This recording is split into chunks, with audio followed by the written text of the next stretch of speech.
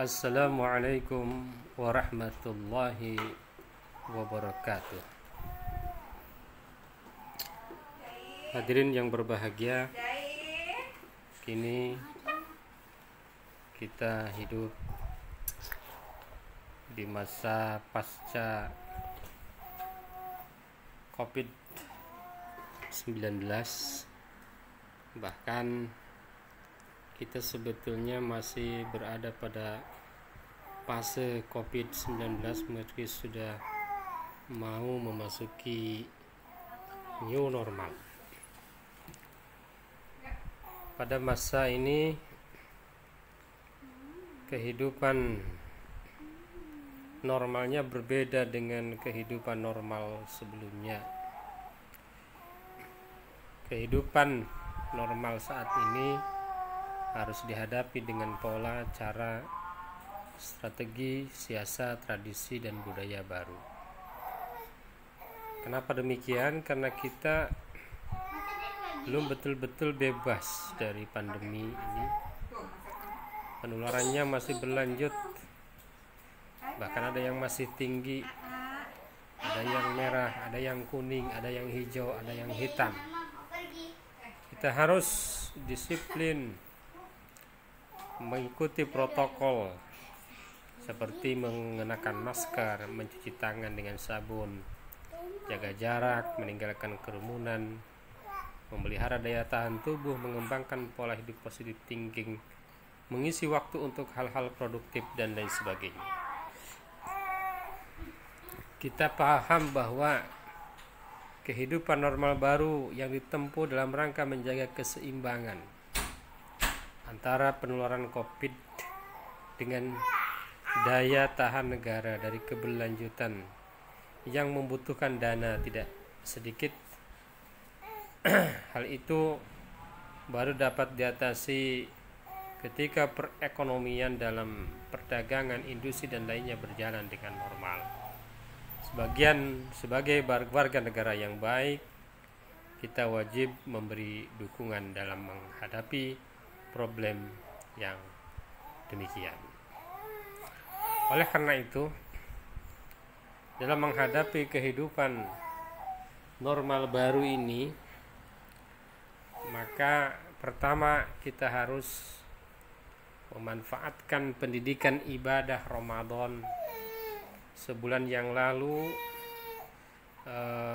telah melatih cara kita hidup sehat, makan, minum teratur, tidak berlebihan.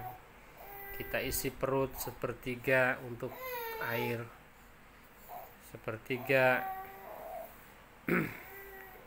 untuk minum, sepertiga untuk udara, dengan rezeki yang halal dan thayyib, baik, bergizi, berkalori, berprotein, dan sebagainya. Sepertiga air sebagaimana sabda Rasulullah SAW.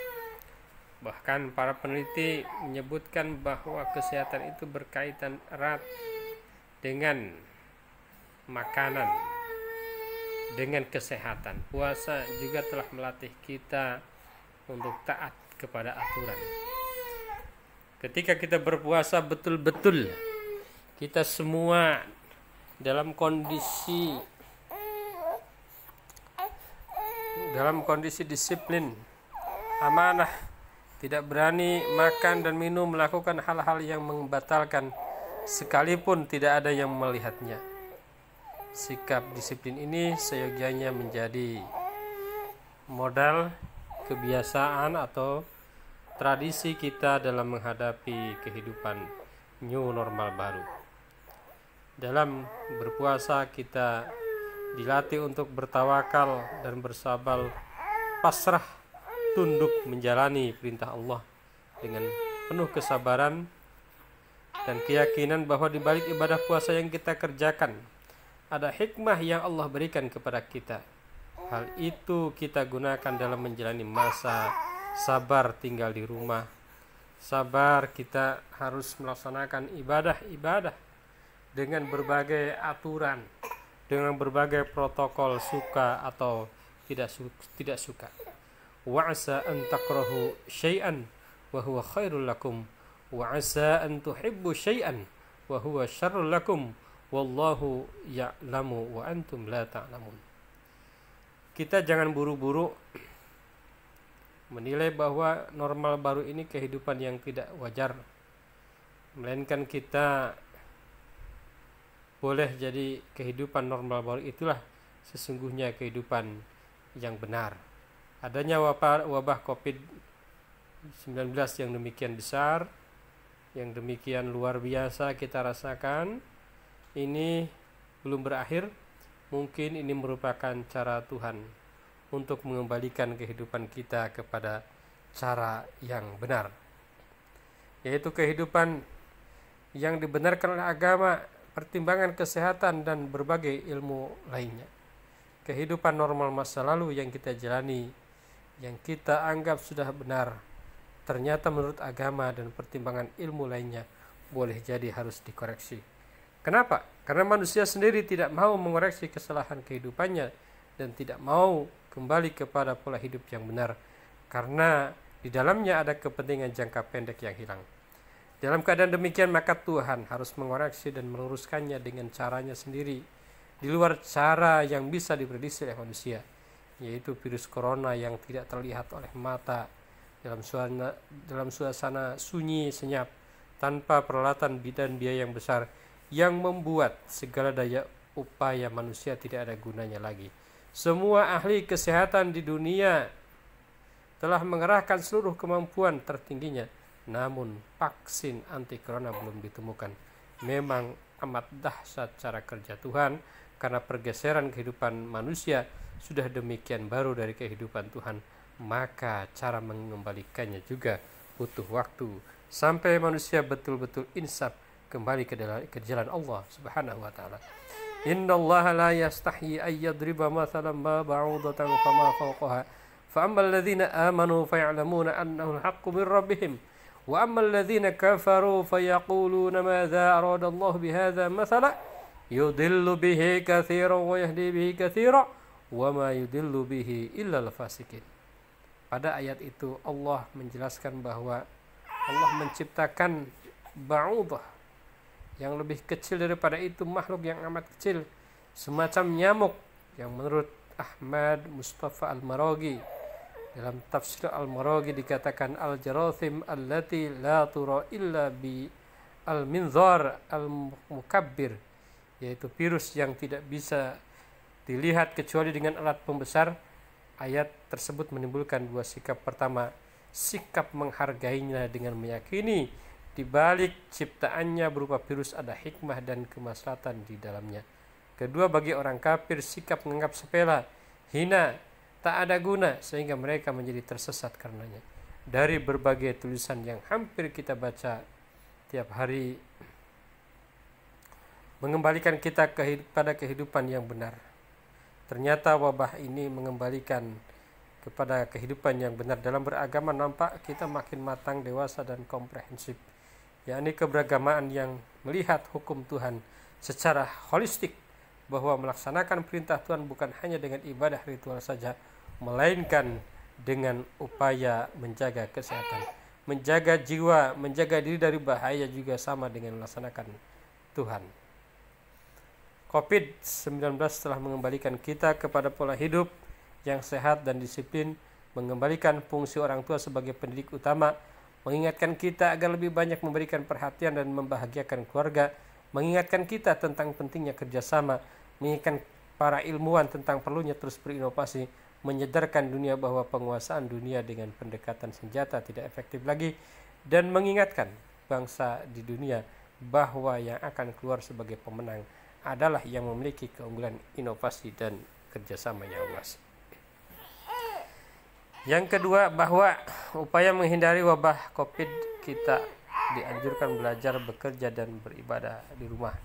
Dalam menghadapi kehidupan normal baru ini, nampak anjuran tinggal di rumah akan mengalami perubahan. Para siswa akan kembali ke sekolah, dosen mahasiswa akan ke kampus, para karyawan kembali kerja ibadah di masjid, namun bersama dengan melakukan berbagai aktivitas, kita harus tetap mengikuti protokol kesehatan hingga wabah ini betul-betul sirna.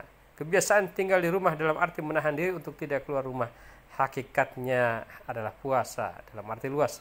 Tinggal di rumah ini memiliki makna sama dengan bertahanus, bersemedi atau bertirakat. Al-Ghazali dalam kitab Ihya Ulumuddin menyebutkan uzlah. Uzlah artinya menjauhkan diri dari ketertarikan jiwa raga dengan harta benda untuk beberapa saat untuk digunakan introspeksi, menata diri dan memperbaiki tingkah laku dengan diisi dengan ibadah, tafakur, menghindari maksiat, menjaga diri dari fitnah dan lain sebagainya. Menjauhkan diri dari pergaulan dengan lingkungan yang kotor dengan dan lain sebagainya. Namun uzlah itu bukan dilakukan terus-menerus, melainkan hanya sesaat saja, karena agama juga mewajibkan manusia untuk bersosial, manusia untuk melakukan berbagai aktivitas sosial, ekonomi, pendidikan dan sebagainya. Saat tinggal di rumah atau berpuasa, kita harus meniru filsafat kepompong. Selama dalam kepompong, ulat itu menyiapkan tenaga, strategi dan lainnya agar bisa keluar dari kepompong. Ulat tahu bahwa keluar dari kepompong itu tidak mudah. Selain lubangnya sempit, juga ada getah penghalang. Namun ulat tidak memerlukan bantuan siapapun untuk menjadi kupu-kupu. Ali Imran 134, kita diharapkan memiliki modal sosial yang kuat yang dilakukan dengan membangun hubungan kerjasama yang saling menguntungkan. Nah, Idul Fitri harusnya momentum persaudaraan, perkawanan, persaudaraan yang makin kuat dan makin luas. Berbagai pakar mengatakan bahwa kemampuan membangun jejaring sosial merupakan kekuatan dan kompetensi yang dibutuhkan saat ini, yaitu masyarakat cerdas, cermat, cepat, komunikatif, kooperatif, kreatif, dan kolaboratif. Untuk itu kita harus saling memaafkan, meminta atau memberi maaf, sebagaimana yang dicontohkan oleh Rasulullah pada saat ia memberikan pengampunan dan pemaafan besar-besaran, atau seperti yang dilakukan Nelson Mandela, pejuang anti-rasialis yang dipenjara 20 tahun, namun ia tidak dendam kepada bangsa kulit putih yang memenjarakannya. Dengan 3 hal tersebut di atas, yakni kembali kepada pola hidup normal baru dan melakukan metamorfosis dengan terus belajar, berinovasi dan mendekatkan diri kepada Tuhan, serta membangun persaudaraan yang fungsional, yang penuh kecintaan, maka kita akan mengisi masa depan penuh optimis dan hasil yang lebih tinggi lagi dalam rangka ibadah dan pengabdian kita bagi agama, umat, bangsa, dan negara. Itulah persiapan khutbah Jumat besok setelah ayah sudah beberapa bulan tidak mengisi khutbah. Terima kasih. Assalamualaikum warahmatullahi wabarakatuh.